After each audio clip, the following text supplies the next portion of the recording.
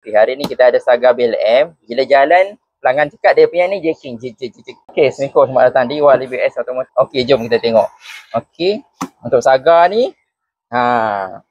dia biasa jacking coil, plug ataupun dia punya cap. Ni kita dah buka tadi. Nampak? Depan dia pecah. Tengok, yang lain pun pecah. Semua pecah. Jadi, yang ni satu, ini pecah. Dah bersepai dia. Sebab apa? Dia panas sangat. Okey, untuk Saga BLM ni, biasa nak senang memang tukar coil sebiji original. Tapi nak jimat kadang ni, sebab ni coil original. Biasa kita tengok kalau coil original, dia jimat, kita ada cover, dia boleh tukar cap ni. Ni jimat sikit.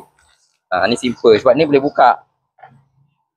Biasa kalau orang nak cepat tukar coil, tapi kita boleh buka ni, dekat sikit.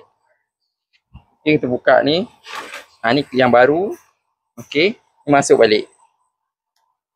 Settle. Ini jimat sikit. Kalau tak kena tukar sebiji ni. Ni jimat sikit. Okey dah.